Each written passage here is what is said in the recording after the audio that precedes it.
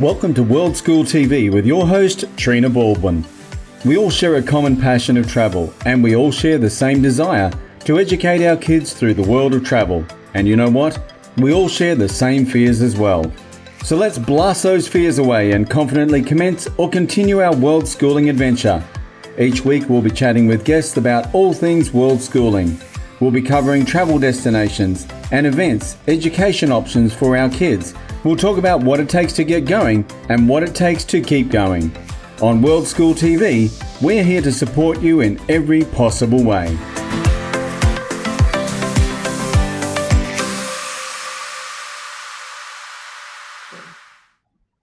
Welcome to World School TV. I'm your host, Trina Baldwin. This week I'm chatting with 15-year-old Emily Pearce. This young woman is an amazing example of what's possible for our world schooling kids. She's proof that the classroom and formal education is not a non-negotiable when it comes to being a valuable member of society. Emily is a passionate creator. She likes to express her ideas and thoughts through many mediums, including music, art, animation, writing, and filmmaking. She is obsessed with the future and calls herself an earthling at heart. I absolutely love that.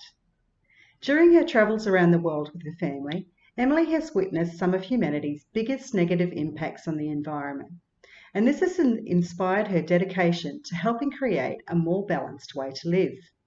As part of her contribution, she has recently created and released the first episode of a documentary series called Pollution Solutions, where she talks to local initiatives, this time in Bali, Indonesia, who are working to solve the pollution problem in their respective areas. On top of all this, in 2017, Emily even started her own video editing business, Crystal Cut Studios, and now she has a growing number of clients. I can't wait to hear more about Emily's experiences as a world schooling kid and how this has shaped the young woman she is now. I've got Emily on today to chat to us because I find her to be an inspiring young woman, and she's a perfect example of, our kids' world schooling. So, Em, if you'd like to just introduce yourself and let us know a bit about your world schooling journey, like how it got started, when it got started. Yeah, so it started, I think, around, I was around 5 or 6 years old. We started out in Salt Lake City, Utah, and we lived, that's like where my first memories come up. Mm-hmm. And then, but I've spent most of my life traveling and never really settling in one place for longer than 6 months. So on average, we stay in the beginning, we started traveling from around for weeks at a time, and then we kind of slowed down to months at a time. And over the years, we've got gradually slower based on what we need at the time. Mm-hmm. And during that, I haven't really gone to school. I've been mostly teaching myself online. But in the beginning, my mom tried to teach me through homeschooling, through a curriculum, but it wasn't really working out because the ways we interacted with each other weren't completely connecting in a way that the information was being absorbed in a productive manner. Yeah, I totally understand that. Yeah. What we eventually resorted to for that homeschooling method was giving rewards. Like I would get an M&M after we finished a lesson, but that also ended up going up in flames because I decided to steal the M&Ms from the cupboard and then stay up all night eating M&Ms, and I hid them under my pillow. So you're a typical kid. I'm a typical kid. But you learned how to get your M&Ms. I love that. Yeah. But yeah, I feel like when you're that age, there's a certain, I think I got the fundamentals down, which is really important. Because if I wasn't homeschooled then, I wouldn't have been, maybe I would have been having the proper knowledge, but it might have been a bit more foggy than it is today, because, you know, she would teach it in a memorable manner as well, like with songs and like with times tables and things like that, just to help me get the groundwork stuck in my subconscious forever, which is good. And I feel like in the middle stages, like I'm gonna say 7 to 10. That's the time when I really like was not feeling structure whatsoever. Like I was just playing Minecraft all day, which is a lot of people's fears, you know, when they're raising a world-schooled, unschooled child, they're afraid that their kid is going to just play games all day and waste their time. That's pretty much what I did for those years of my life. But that's also how I learned how to, like, I learned a lot of words through playing Minecraft, through like the online servers. I also learned things probably you shouldn't know at that age, but it did help me in certain ways. But I will say, that's a temporary phase. I grew out of that when I turned around 11 or 12. I think the constant pressure of like being responsible for your own education, it really pushed me forward, because like if I don't try to create a future for myself, I have nothing to fall back on, and no one can help me with that. I mean, your parents they're there to help you when you need them, but for me, I feel like I'm the only one who can make myself learn. I think that's something that I've learned through world schooling, is that people can say things to you and they can give you information, and you can choose what to do with that information. You can process that information, but you can never really learn it unless you choose to. So I feel like I really had to put out that effort at that age to start doing something to forward my education. They're very wise thoughts that you've got there, Em, and I'm interested to know, like you say, you realised that you had to guide your own education. Is that something that your parents were encouraging you with in the background as well? Like, I know they weren't making you do formal work, but was it a voice in the background that you constantly heard, perhaps, that was saying to you, you're going to have to learn something? Well, I don't think my parents were really telling me much at that time. They were mostly doing their own thing, figuring out their lives as well, doing their projects. And I think they kind of set an example for me. Like, I've seeing their failures. Like they kind of brought me into their life in a way that a lot of parents don't do. Like they showed the vulnerability, I think, which is really important. Like they show what they're struggling with, and then like learning from those struggles and learning, like they didn't prepare beforehand, and now this happened. And I feel like they didn't really specifically tell me to you know, study or anything, but I felt like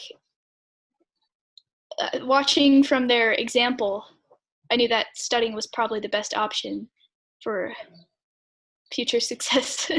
Yeah, no, that's fantastic. I like the whole example thing, because it comes back to another value of world schooling as well, in being involved as a family together in your experiences, and they've obviously modelled that well to you.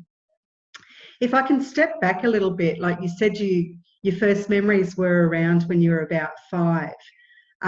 Do you remember the decision that you were going to go travelling, or is that not a memory for you?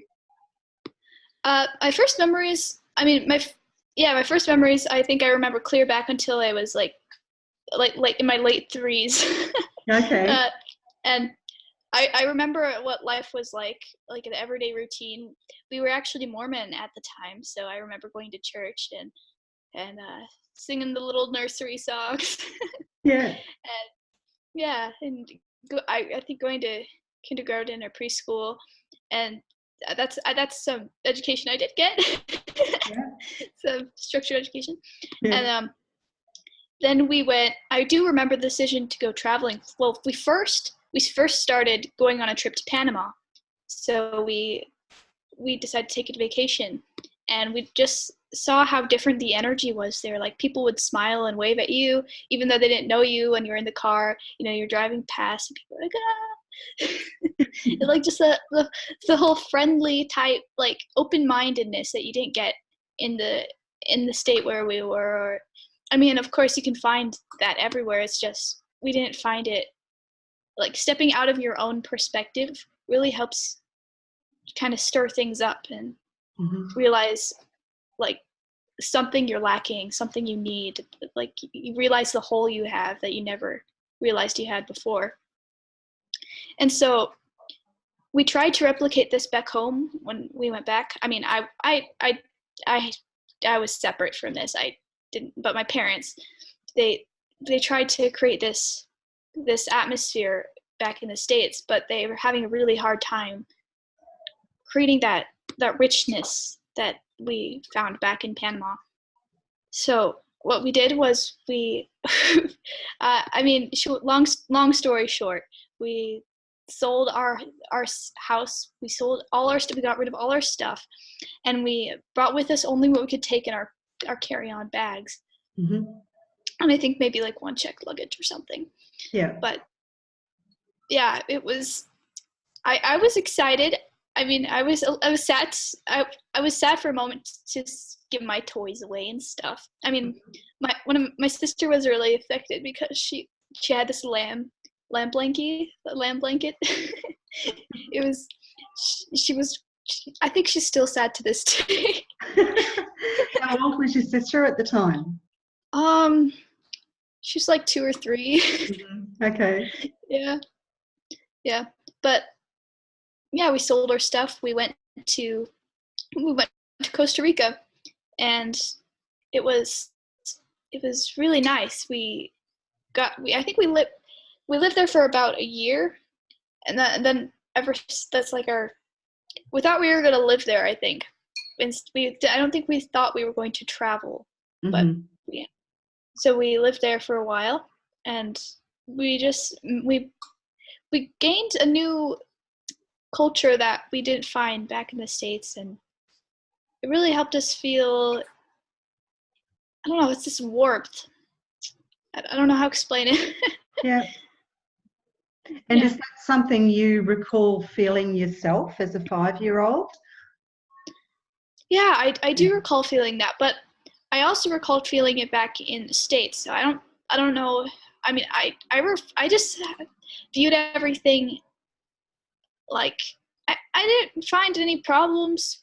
I mean, maybe it's just because I wasn't as aware of, like, the subtleties of and passive aggressive nature of some people, but I feel like everywhere I went, people were kind, or it could be how people treat you as a child as well. Like, nobody yells at a child that's not their own.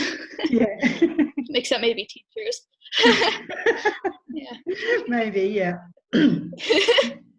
So you kept traveling for a while with your family, and were there times when you ever felt like you were missing something, like you just wanted a home like you had back in Salt Lake City? Yeah, like, big time. Like, this is ever since I think 9 years old, I felt this, like, need to really settle back down, because we've been traveling for 10 years. It's a long time, and ever since that home base in Costa Rica, we've just been hopping around all over the world, and we've been making friends and leaving friends. That's one of the struggles, because you're never really, it's like you're meeting people, but you're never really knowing people.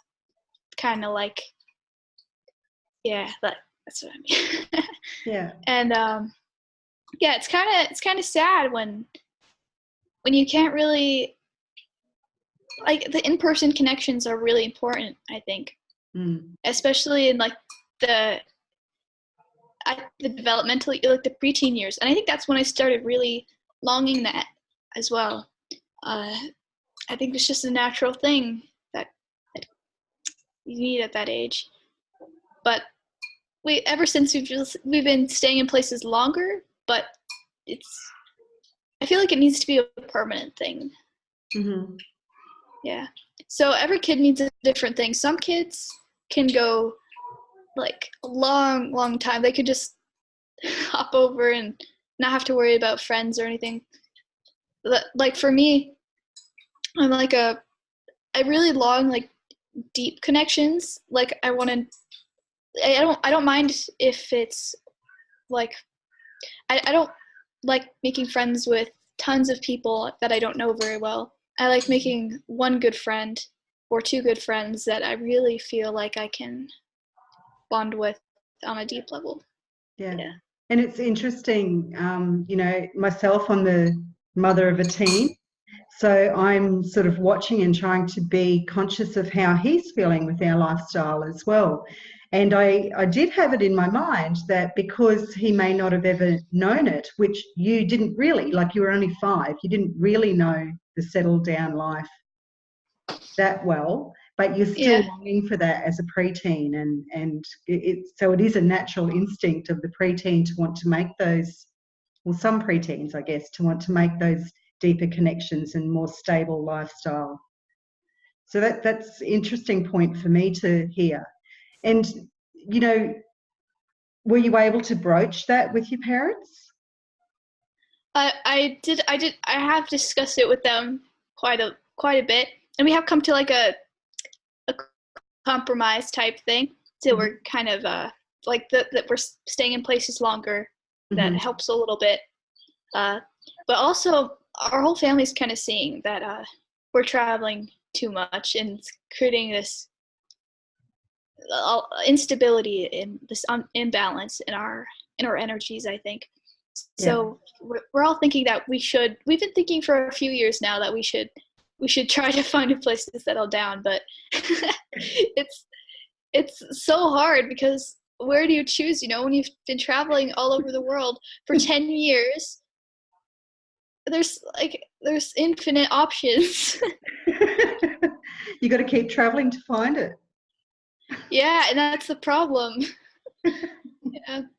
So we're thinking of narrowing it down to like English speaking countries because we want it to be comfortable. We want it to be like first nature. We want to be able to feel confident in communicating with people. But we also, we also want to make sure we're keeping like the right mindset when we do settle down. Like we don't want to be stuck or in a rut like we often do when I think because we've adapted so well to this lifestyle. Like we hardly think twice about it now. Just but when you're in a place for a long time, it's hard. It's like we leave before we get to that point of rut of being stuck.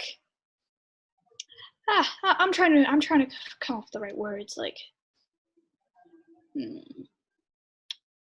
of being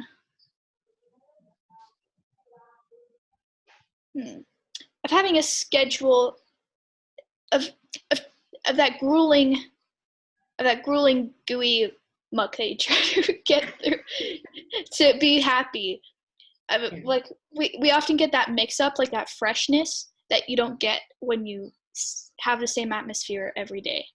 I love that. That's a really great explanation. The freshness and just keeping life alive. Yeah. So I feel like it's a really valuable skill to keep life like feeling the same aliveness in yourself, staying in the same place. So I feel like travel is a great lesson for adaptability and for change and how you can survive in the world you live in, how you can survive in different places, how you can talk to different people and learn different things, be an alien in a strange land and be okay with that.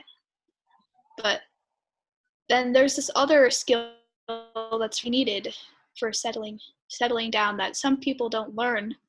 And I feel like it's good to, I think traveling could also help learn that skill in a way, to see from the outside of that and come back and try to implement those skills you've learned. I feel like that might be very beneficial. I don't know yet, because I haven't settled down for more than 6 months. Well, yeah, and I mean, I think the whole settling down part as well, when you've been traveling for so long, is part of the world schooling experience too, because as you said, you're learning to put different skills, learning to live in one place for the rest of your life sort of thing is a new skill, as you said. It's all part of the whole experience. Right. It's all about learning and growing and pushing yourself out of your comfort zone sometimes. Yeah. What are some of the things you've had to do along the way where you've had to push yourself out of your comfort zone? Like when we're talking about world schooling, or? Well, anything that you've experienced that perhaps a kid who hasn't travelled yet might not have experienced.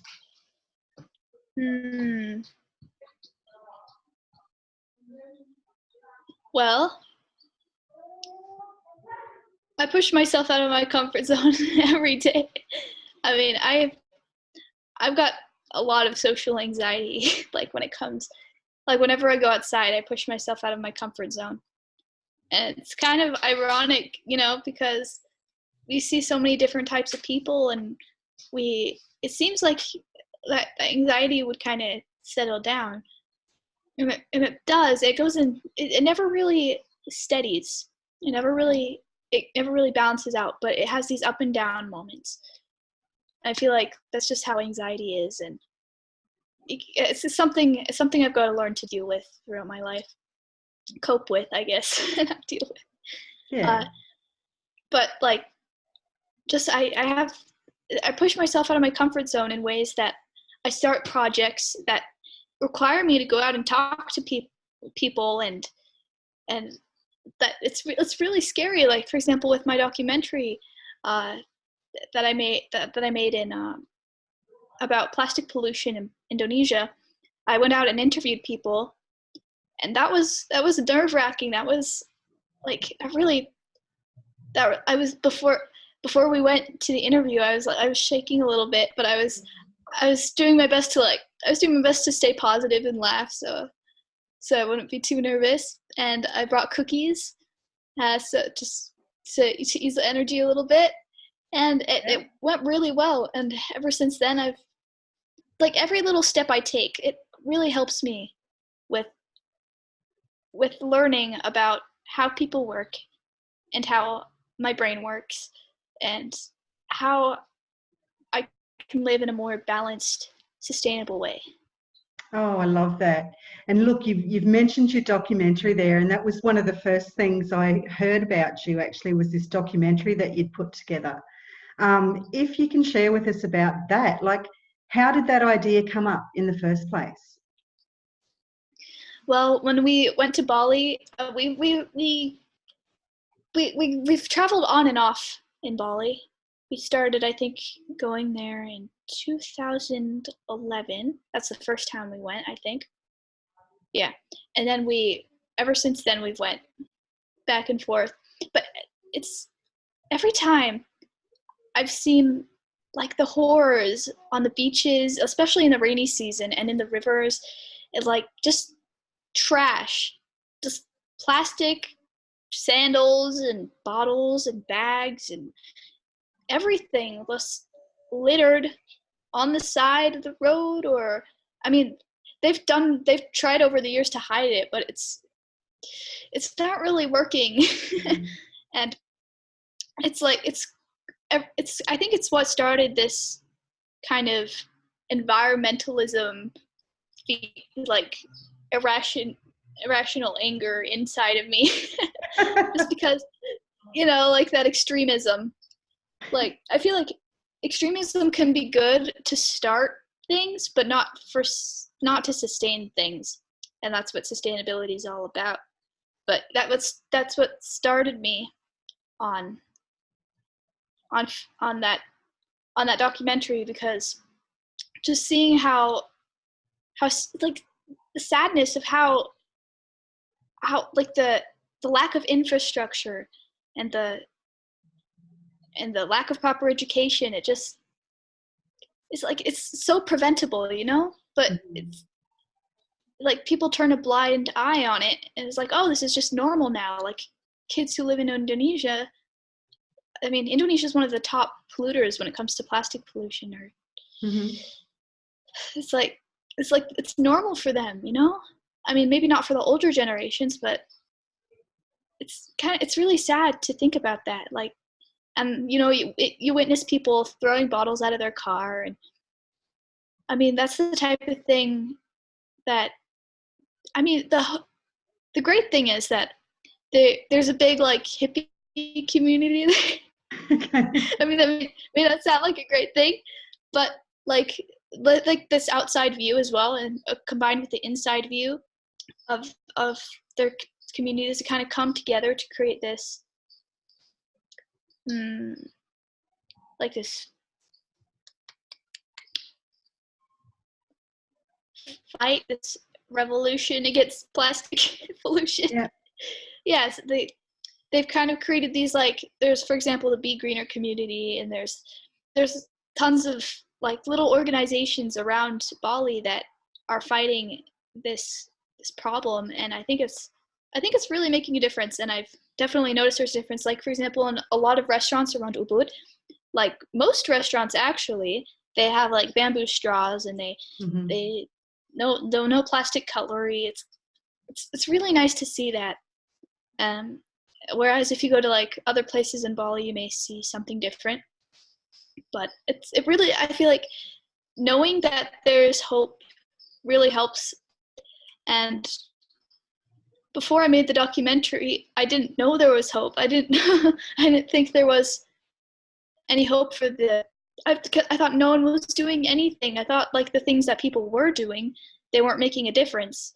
But even the small things, even though it sounds cliche, the small things do make a difference. Yeah. Like even things as simple as a beach cleanup, you know? Like if I used to think like, oh yeah, the trash is just gonna come washing back the next day. What's the point of having a beach cleanup? And even if that is true, there are benefits to a beach cleanup. Like, for example, it's not the full solution, but it's part of the solution. Like when the locals of the village come together it's part of the education. It's part of raising awareness. Just seeing what's happening to their beaches, and like being up and close in front with what's going on, it really creates that visual memory inside their head of, oh wow, this is a problem and we need to do something about it. And I think that this is like the fundamentals of starting, like it's one of the first steps. Yep. One step leads to another step. It's cliche. Another step. And I think I wanted to start my first step, and my first step was the documentary. Even though it's really small, even though it's just something that's probably just gonna make a few people be like, oh wow, that's interesting. That sounds like a problem. I mean, I think that is still worth it to do. It's because it's a first step, and it's better than nothing. Absolutely. And once I make that first step, another step comes up.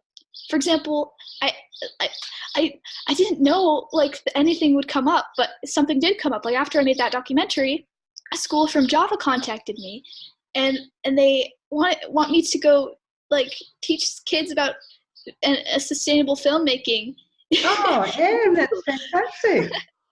Yeah, so I'm nervous about that, but I'm really excited because it's the next step, and it just, when you have opportunities like that arise, you just gotta take them and train for them and be prepared. Oh, yeah, I love that, and you're absolutely right. Nothing ever changes unless there's education and awareness, does it? So you've done a fantastic job of doing that. I'd love you to tell us about the technical side of that too, because, and you know, hopefully the viewers have seen your documentary that I've been posting, and if not, please get on. I'll put the link at the end and have a look, because it's really quite a professional production, Em. And Thank you. you know, like, how long have you been doing this kind of video work for? Well, I started, let's see, I started professionally video editing when I was around, not too long ago, I think late 13 years old. Don't know if that's a sentence. Late 13 and a half. 13. I started, like, someone just said, hey, can you edit, your editing's really good, can you work for me? And I'm like, sure, that sounds like I'd love to do that. So I started editing for this one person, and eventually I got 2 people, and I decided to make a business out of it called Crystal Cut Studios.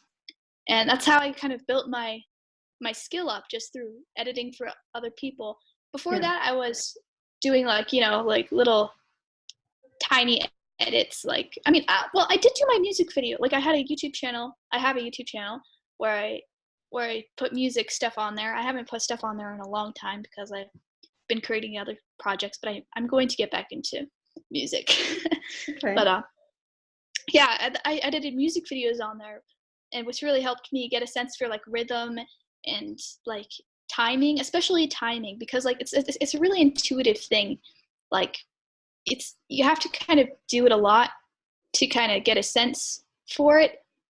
And if you're a video editor, you kind of want to make sure people aren't going to click off, or kind of, yeah, so you want that watch time to be consistent.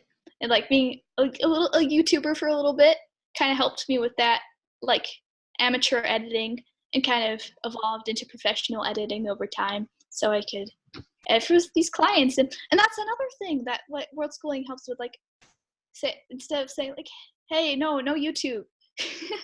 Like, if they're interested in, like, music and YouTube and things like that, like, if they're interested in anything, like, literally anything, just say, do this a lot.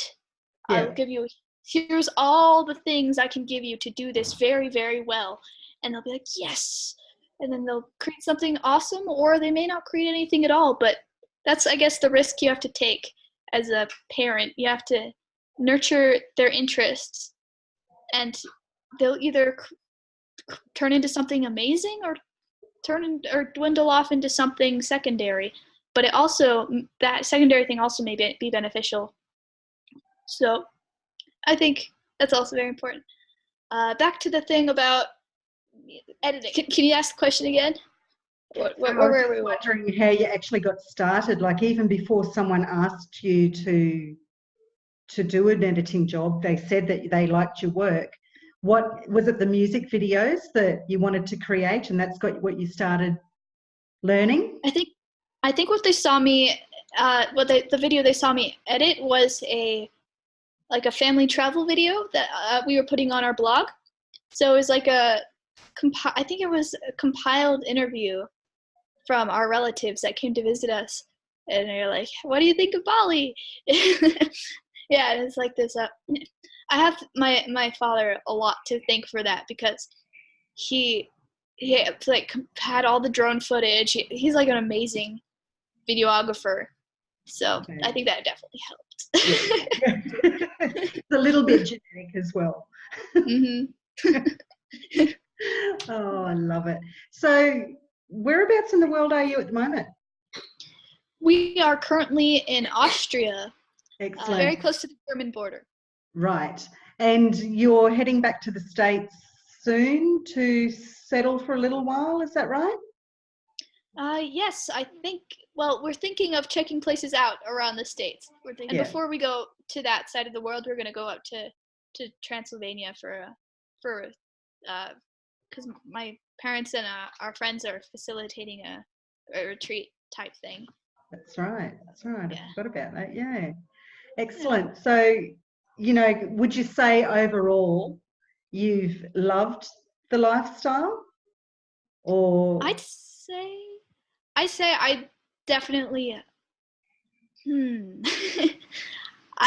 it's life. That's what it is. I mean, Mhm. you love life and you hate life. Well, I don't hate life. I love life. But yeah, there's certain aspects about it that aren't so good, and there's certain aspects about it that are amazing and beneficial and awesome. And I wouldn't say I've loved or disliked it. I've disliked it and loved it at different periods of my life. Like Mhm. I loved it when I was starting out. In the middle, I was feeling a bit, and now I'm kind of bittersweet. I'm kind of in the middle. I feel like it's a great way to live, and and it can definitely give you many benefits, especially in your developing life. Yeah. So, like, just say hypothetically, you got to that 11, 12-year-old where it was starting to be, not really enjoying this kind of lifestyle. Hypothetically, if your parents were to have said, okay, we're packing up, we're going back, and we're going to settle down, knowing what you know now, having gone through that period, has it been worth it? It's definitely been worth it. What I always say to myself is that I never regret the past, because if I wanted to change the past, I wouldn't be the same person I am today, and I really value the person I am today. Like, I created so many projects that I feel like I couldn't have created if I had. It's like, one, it's like the butterfly effect. One change in history can explode the rest of history, of the future. Yeah. I don't know. Yeah. And so, yeah, I don't regret anything. I feel like I don't. Yeah, yeah. If I settled down somewhere, it may have been great. It may have not been great, but I don't know.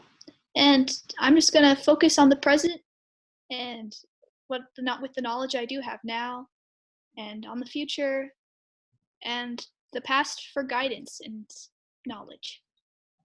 Love it. So, do you look towards the future? Do you dream about what your future might be? I do. I mostly live in the future, which can be which may contribute to my anxiety quite a bit, Hmm. but it's a it's I think it's also what propelled me forward a lot in Yeah.